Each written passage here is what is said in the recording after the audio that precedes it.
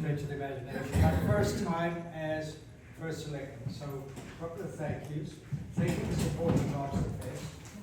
Coming with David on Friday evening. I hope the lobsters or whatever you had was good. It was delicious. It was. So. The wine was great too. So that's the most important thank you.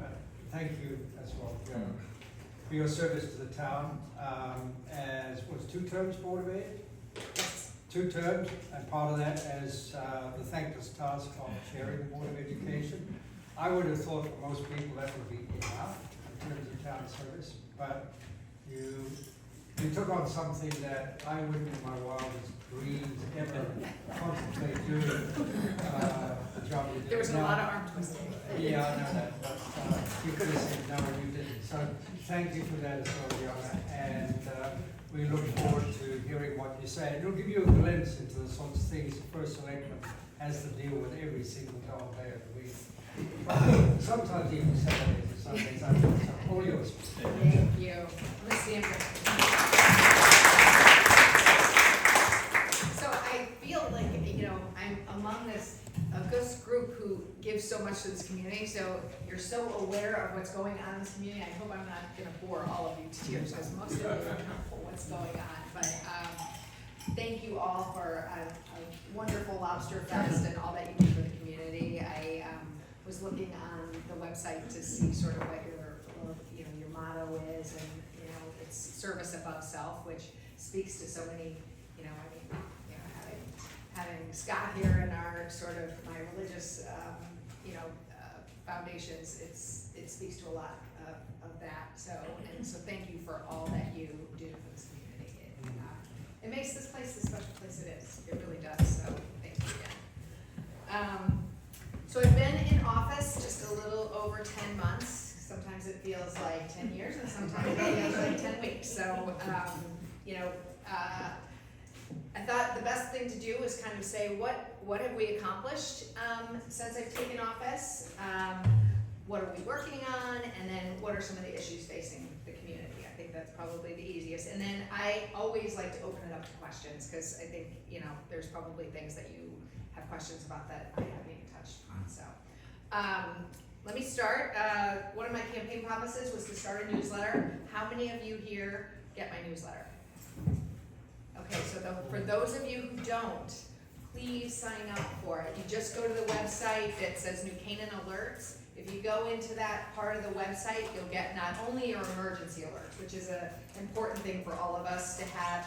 You can also get Tiger Man, gives lots of updates on what's going on with the roads, the health department. I promise I only do once a month. So if you sign up for my newsletter, you'll only get it once a month. But people have been it's something so simple, but people have really liked being able to understand what's happening in town hall. So if you're interested, please sign up. We'd love to have you part of that. The other thing was, after an initial hiccup of getting denied, in August, the end of August, we got our 830G moratorium for affordable housing development. So for 4 years, I have to give big shout out to Sarah Carey, our town planner. She is a rock star.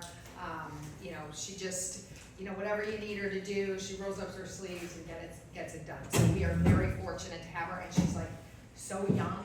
I feel very old in the office. She's like, but she's amazing. I mean, we're very fortunate to have her. So we have 4 years of protection against development. We still have to deal with the 3 projects, Weed and Elm, Hill Street, and the Red Cross building. Those do not qualify for protection.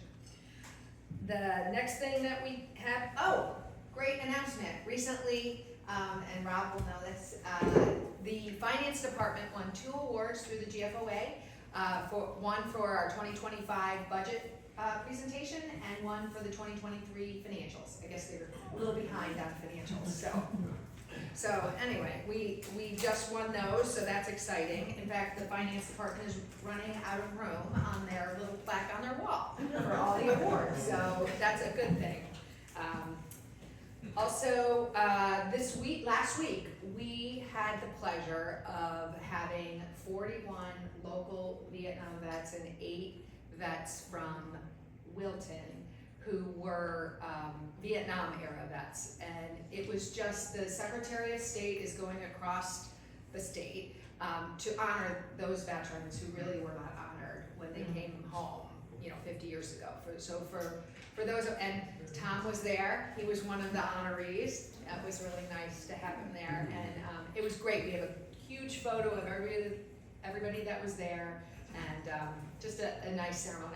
My most heartbreaking moment was we had a vet come in the next day and not realize that he missed a day. So that actually broke my heart. So we're making sure we get his certificate out to him. But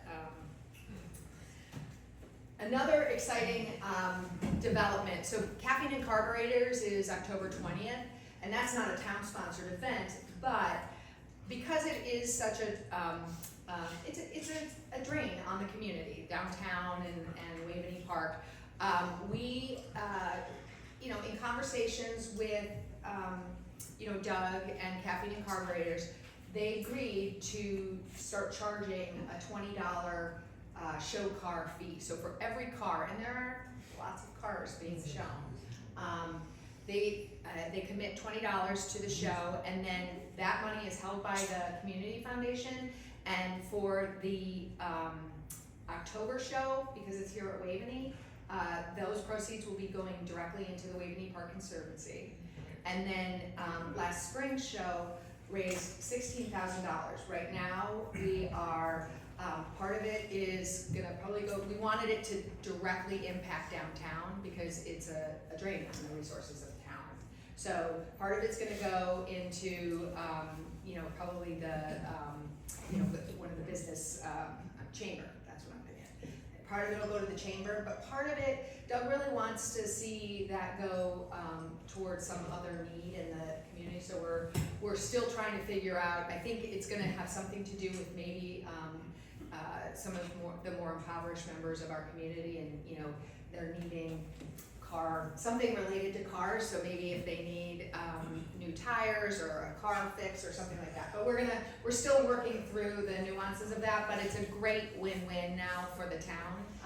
So that was another thing we did early, and finally, and it was I brought this up. I think Scott was there last week or something after the tragedies in this community. In a God will provide moment, I happen to have my Chapin Garner is my minister, and he used to be a minister outside of Boston. And one of his parishioners is a woman by the name of Maria Trazi, and she is one of the leading grief counselors in the country. She was brought in after Columbine. She was brought in after the Boston bombing and at the marathon. So she has an extensive experience in dealing with grief. And Chapin said, if you need her, she's in town. I think the benefit of having been on the Board of Ed, I called Dr. Lutzi. I said, she's here. Would you be willing to talk to her and see? She made herself available to this community immediately. We had a Zoom with her. She opened herself within the next day. Brian said, we'll bring you back next week. She goes, no.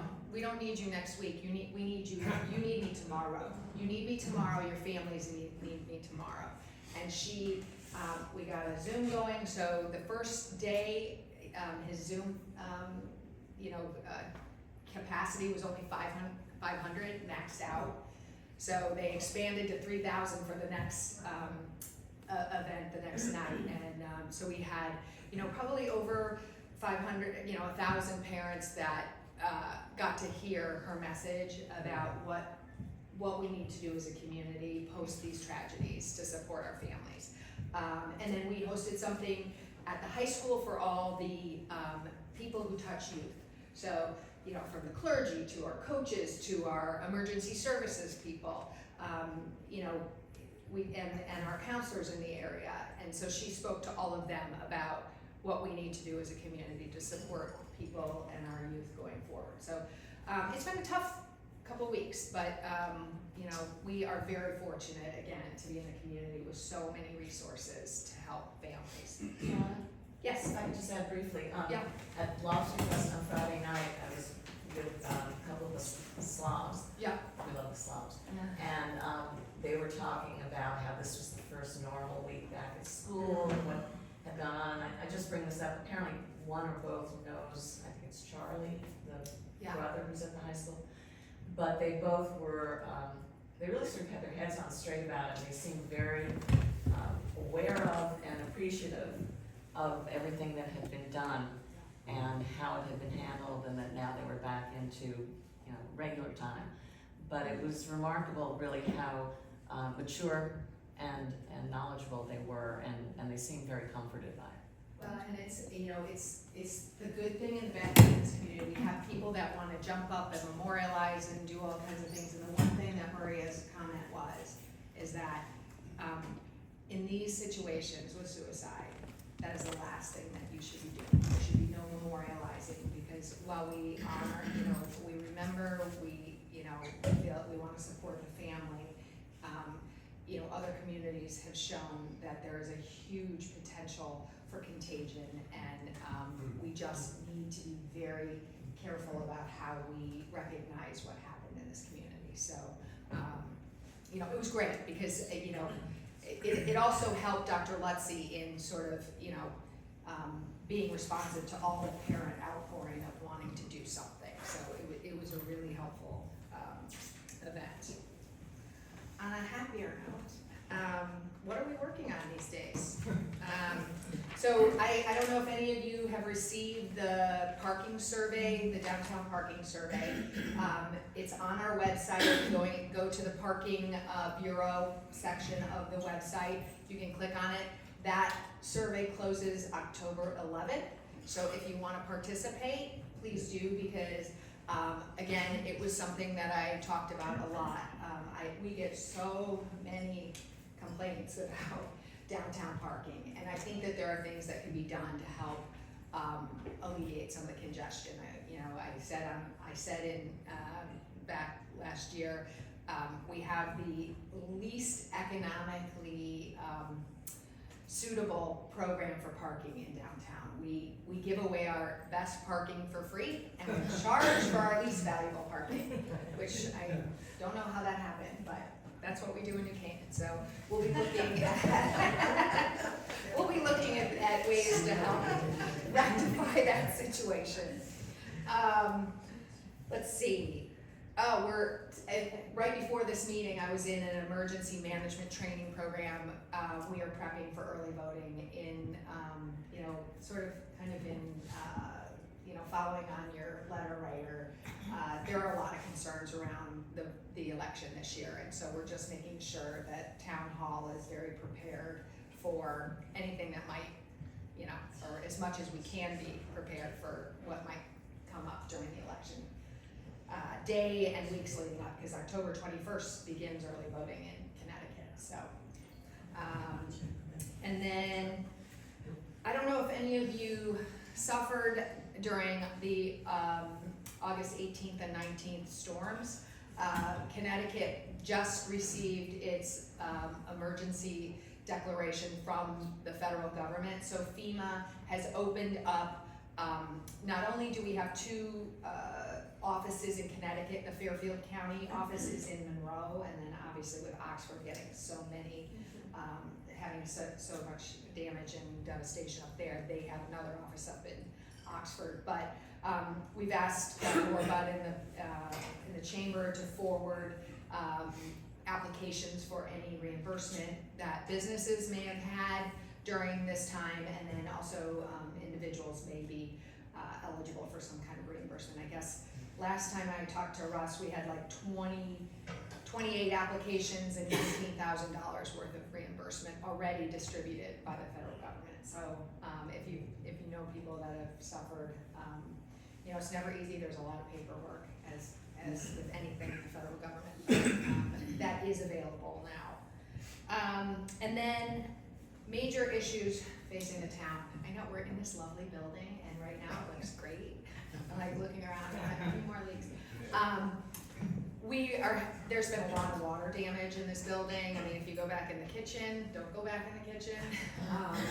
And you know, it's an old building, and you know, we've been getting a lot of shiny new toys in this community, and we really need to pay attention to what we have. We had a building analysis done by Hoffman, they were structural engineers.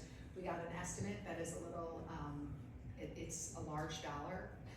It's a large dollar amount. It's big. We need to do some exterior repointing work on this building, and you know, we need to seal it up so we keep the water out. So that will be coming through the budget this year. And then also Irwin House, that we're having another evaluation, because we have to decide what we do with Irwin House in this community. I mean, right now there's a $700,000 placeholder for a new roof there, and we just need to figure out, is that really what we need to do? Is it $700,000 for a new roof, or, and you know, some other things, or, you know, is it a smaller dollar figure? And then we might have some, you know, not-for-profits that are interested in that space. So, and then we can make it more of an economic engine to kind of support the ongoing maintenance of that building. But right now, it's a big building which has one not-for-profit in there, and only taking a small section of it. So it doesn't make a lot of sense for all the money we're having to put into it. So, so that's that. And then, did I see Rich Diane's in the back? So, yeah, I can't leave a meeting without talking about, I got another email just the other day about cell coverage. So the utilities Did they say it was terrific? So the utilities commission, anybody can talk to Rich if they want more details, but they finished the study, the UCLA study that kind of drove all the roads in town and kind of updated what the coverage was. Not surprisingly, we all know it's not good. And now they're moving into a second phase to get more detailed information about, you know, is it downloads, is it uploads, and they have like true rocket scientists on that committee. So like, this stuff I hear, I'm like, okay, this is, yeah, it's pretty amazing. So stay tuned. That's going to be a tough one. You know, that's not an easy, yeah. So, you know, on that subject, and see what's happening in Asheville, North Carolina. Yeah. And we want to keep a backup plan Yeah. in case there's no cell service, right? Yeah. I know, and then people are losing their landlines, you know, with the new entrance with the Frontier coming in. I was one of those fortunate that still had copper, but we just transitioned over to Frontier. So What's the timeline on that, you thinking? the acquisition or the cell coverage? Cell coverage. What's the cell? Sometime in the future? Yeah, sometime in the future. That's right, you're in one of those death. Yeah. I having been on the campaign, it's like you get people that really want it, and then, I mean, you've got the people that are like, absolutely not. They do not want towers anywhere near them, and what I say to the people that really want it, I said, you know, until we get the American Academy of Pediatrics and the American Cancer Society to remove indeterminate risk for cancer from their websites, I'm not gonna have, we're constantly gonna have this problem. And so, you know, we need to find a solution. I think small, you know, Verizon just put a small cell up on O&O, right? And to me, that makes a lot of sense. I don't know how economic it is for Verizon, but there's so much less pushback from this community to have those small cells going on the existing telephone poles. So if we can find something like that to cover. I also think we do a bad, you know, and Rich and I have talked and Sven about, we really need to get more education out to the public about what are their options when they don't have cell coverage. Because there are things you can do individually, personally, to help you get better cell coverage in your neighborhood. And then, I don't think it's still not widely known that if you have an iPhone 14 or above, you can get cell coverage for a 911 text. Because what it does is it will go to a satellite or it'll go to another provider. Like if you're on Verizon, it would go to AT&T or T-Mobile, and it will get that text out. It doesn't just use your carrier. So people need to know that they have that option in an emergency. Because for me, that was my biggest concern about not having, you know, cellular coverage. Sure. I asked the question, I'm like, are we, in danger of not getting self-cover, emergency services. And we do have a pretty good network that exists for emergency coverage, even in areas that don't have traditionally good cell coverage. So, but we need to find a solution. A lot of people are working from home these days, and it's just part of our society, because I watch everybody using their cell phones.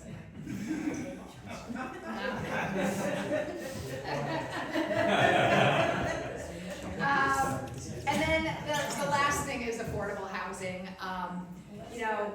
We got the moratorium, but that doesn't get us the state mandates that you must have 10% of your housing as affordable to not be subject to the 830G development that we've seen happen. And so, I don't see us ever getting to 10%. We're gonna have to find some modification of that rule. It doesn't work in a lot of suburban communities. But, we are looking at opportunities. I'm sure you've all read the paper. We're hopeful that we can get that closed. We have some amazing people in this community working on that, and so hopefully I'll have more news shortly. That's a really exciting and game-changing opportunity for town. So that's it from me. Do you have any questions?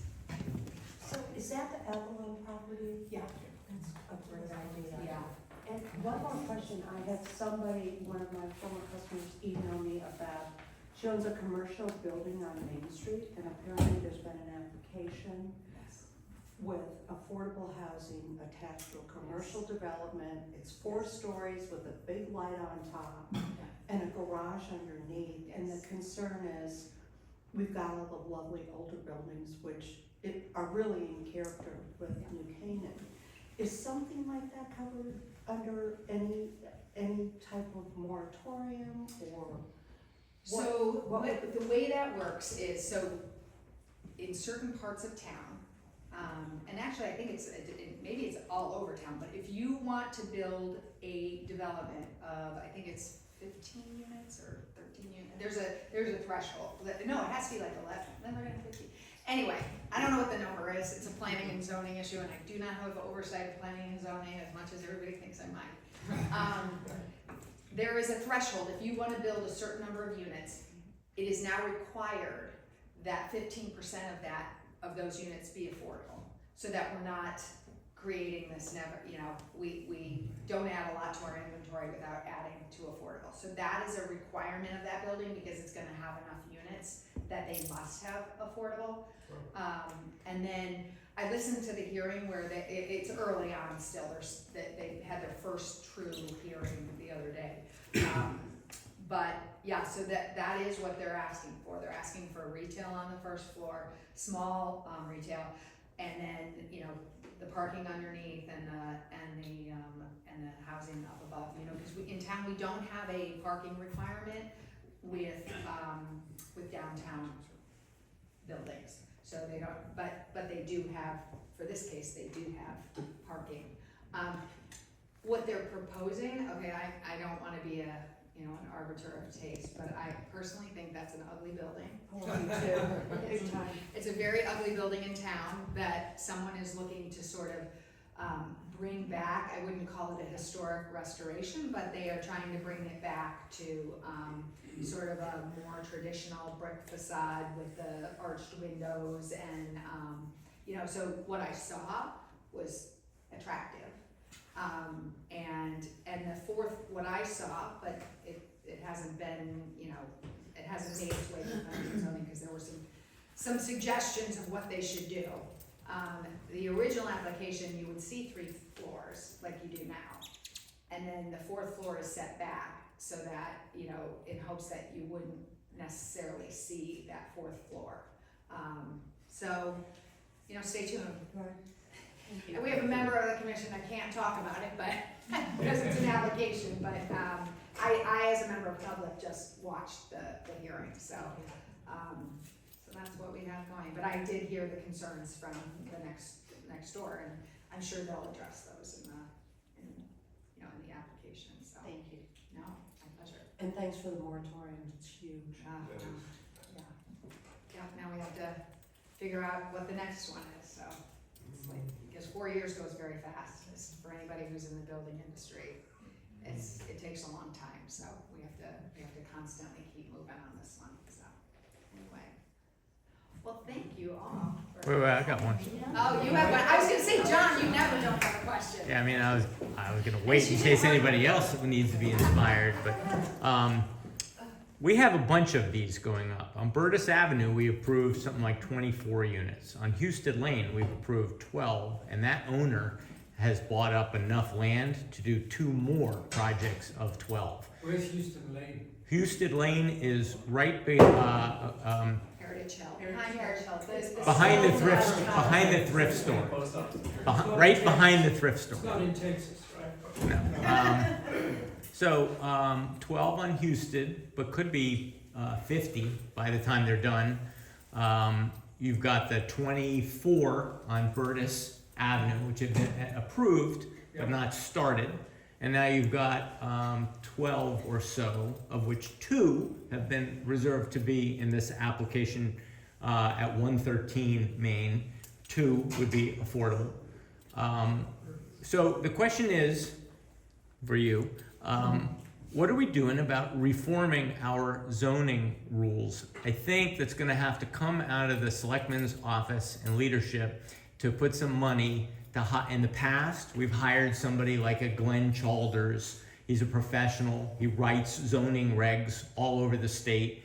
In the past, New Canaan has hired a guy like that to help the volunteers on P&Z to more accurately, to make sure that the zoning regulations reflect what we want as a community and address challenges like 830G that are coming down from the state. So is that something we could do? We give it lip service at P&Z that we're gonna rewrite our zoning regulations one of these days, but we're all kind of busy and we're volunteers. So is that something we can get going on?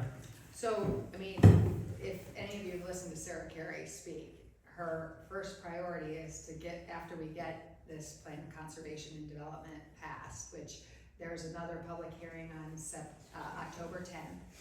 So if anyone wants to be at the last hearing, that this is the mandated hearing that planning and zoning has a public hearing on the plan of conservation and development. That will be on October 10th. And then after that, the Planning and Zoning Commission will vote on whatever they want to do with that document. Her hope is once that's done, or her plan, it's not a hope, it's a plan, is to start moving through the regulations and, updating them. She says there's a lot of work to do, according to her, and she thinks that'll take probably about 2 years. I hadn't heard about the need for a consultant, but I'll talk to her about it. I don't know what her plan is for, but that is her plan. Wilton, by the way, just to, throw stones, Wilton just passed one of these big developments, and it didn't have an affordable housing component to it, which has caused headlines to say, P&Z, did you realize that you just rewrote your zoning rules without an affordable housing component?